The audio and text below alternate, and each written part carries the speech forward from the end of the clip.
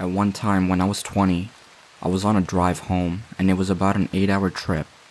There ended up being a traffic accident on the way, so I got held up but couldn't afford to book a hotel for the night. About 4 hours from home, like 11 p.m., I was on a stretch of secluded highway and there was a car behind me, but I didn't think much of it. The same car followed me for the next hour, but I assumed that they were just going to the same place. I ended up stopping at a gas station to grab an energy drink, and the car stopped across the road but didn't get out. Again, I didn't think anything of it. When I left, the car pulled out and followed me again. I kept driving and about an hour later pulled over at a rest stop to use the bathroom. The car, which was still behind me, stopped at the entrance of the rest stop, but again, nobody got out. At this point, I got super creeped out. I was like 2 hours from the next city, so I didn't know what to do. Just to be sure I wasn't going crazy, I pulled over at the next pullout. The car pulled over on the pullout behind it, but on the other side of the road. Again, they didn't get out, but just sat there. So I kept driving, and as soon as I got back into my town, I called my parents to tell them what was going on. They told me to go downtown and make 4 left turns. I did, and again, the car followed me. My parents told me to drive to the police station. The car followed me the entire way to the police station, and as soon as I turned in, they peeled off like 50 kilometers over the speed limit. I went in and told the cops what happened, and they sent a patrol officer to find the guy, but I never heard anything about it. I have no clue what the person's motives were, but it terrified me. Now I'm super cautious anytime a car is behind me at night.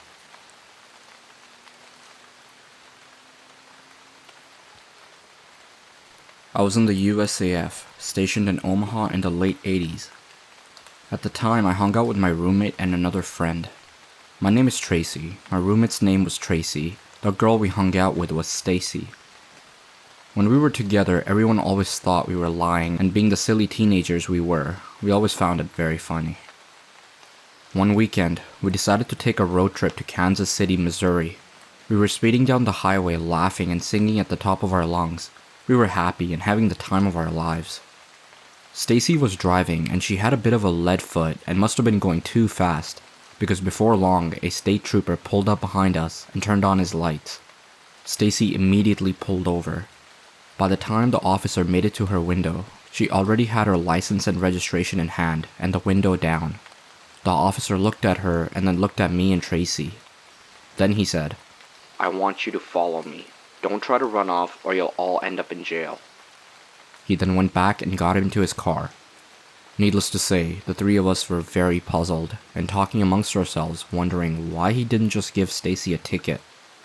The officer pulled out slowly and we dropped in behind him and followed him down the road. He drove a few miles then exited the highway. He drove a little ways and turned onto a dirt road that was surrounded by stalks of corn. We all stopped talking as we became more alarmed. However, being young and scared, and since he was a police officer, we continued to follow him. The officer drove for some time down this dirt road and pulled into an arena that had a big beat-up old barn. As he stopped and we stopped behind him, a group of men with shotguns exited the barn. It wasn't until that point did we realize we were in mortal danger and panic set in. The officer walked back to our car and told Stacy to get out and follow him to his car. As she got out, she looked at me and Tracy, and there was sheer terror on her face. She followed him to his car, and he motioned her to get in on the passenger side. She did. Tracy and I were crying, and as the armed men stood on the side of the car, looking at us, we began quietly praying for God to protect the 3 of us. We prayed that Stacy wasn't being hurt, and somehow they would let us leave. After some minutes, Stacy bolted out of the officer's car and ran back to the car and jumped in the driver's seat. She was crying hysterically, so of course, Tracy and I began crying harder. The officer got out of his car and walked back to our car, this time to Tracy's window, as she was in the front passenger seat. He asked, "Is it all true all y'all are in the Air Force?" To which Tracy replied, "Yes, sir." The officer calmly said, "Get out of here and go back to where y'all came from. I better not see y'all again."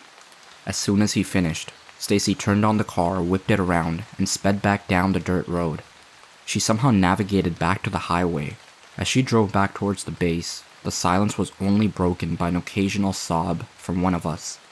Stacy drove for a while, and as soon as we crossed back over into Nebraska, she pulled over on the side of the highway.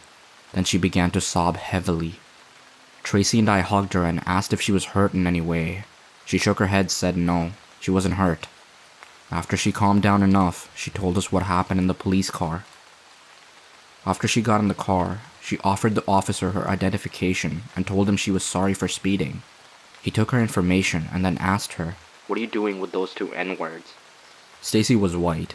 She explained that we were on a road trip. He then told her that if she would do certain favors for him, he might let us go with a warning. At that, Stacy had a complete meltdown. I guess while he was waiting for her to calm down, he finally looked at her identification and saw that she had also given him her military ID. He asked if we were all in the military, and between sobs, she said we were. He asked where we were stationed, and she told him. He then told her to go back to her car. As we sat there after Stacy told us what occurred, I think it hit all three of us at the same time, that the only thing that saved us was that we were in the military and stationed at a nearby base. We hugged each other and cried until we couldn't cry anymore. We didn't report what had happened. Again, we were teenagers and didn't think we would be believed over a law enforcement officer. We never talked about it after that day. That incident has haunted me for years. All of the what ifs, but as I've gotten older, what haunts me more is the thought that others may not be as lucky as we were.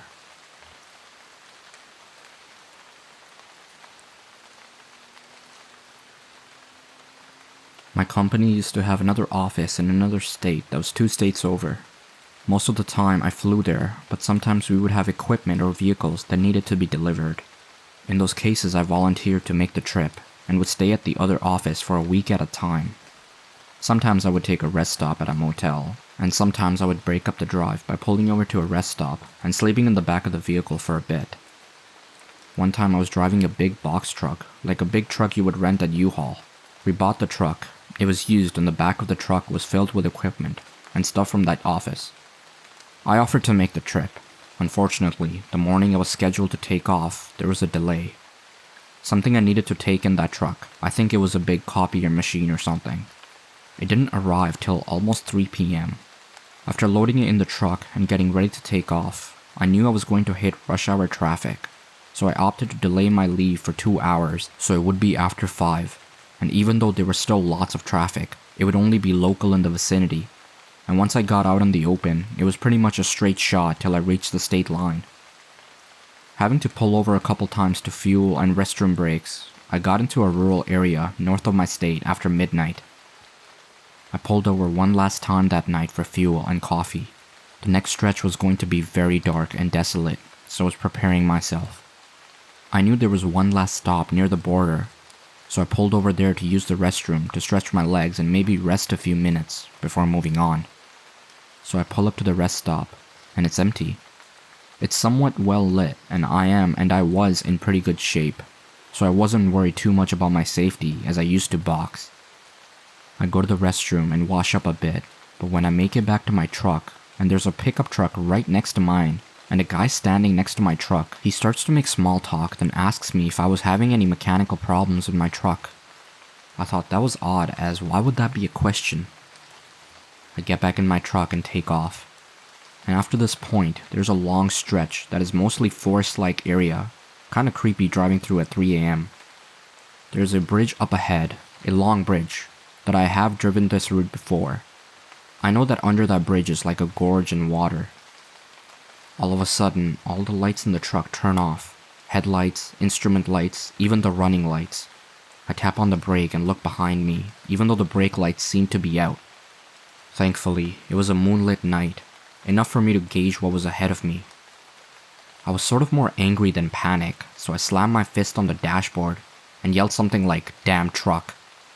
It was a fawn's move because suddenly everything came back on. I drove looking for somewhere to stop, like a gas station, motel, or a shopping center, or something, but nothing was in sight. I remembered a gas station I had stopped at another time, which was a city about 10 more miles up the road. I made it to that gas station, and noticed that shortly after I pulled in, that same pickup truck with the guy pulled over. Now he wasn't pulling up to the pumps, but I suddenly got this chill, like did this motherfucker do something to my truck? I started to put some fuel in the truck, thinking about my next move. Then, just as I was about to get back in my truck and try to make it on, a cop car pulls into the station, and I wave at it and get out, and I make some small talk to the cop, and point back in the direction of the street where that pickup truck was pulled over. After I do that, he drives off. I think I asked the police about the road conditions and asked them if there was a motel or something ahead. When I got back in my truck, I decided that if that guy had done something that might disable my truck, I better pull off for the night. I kept looking around me to see if the truck was following me. I think it was, but I couldn't be sure. I made it to another town a bit larger than the one I had just left, and there was a motel. I find a motel that was next to another gas station and check in. I lock on my truck, grab my bag, and keep looking around me like I was expecting something to pop out. I got into my room and tried to sleep, but kept looking out my window. I only slept a few minutes at the time. Then by full daybreak, I checked out, ate my breakfast, and headed back on the road. I eventually made it to my office and asked them to have the truck looked at by a mechanic. I told them the issue. They reported back to me after I was back home. The mechanic found nothing wrong, and they never experienced the same issue.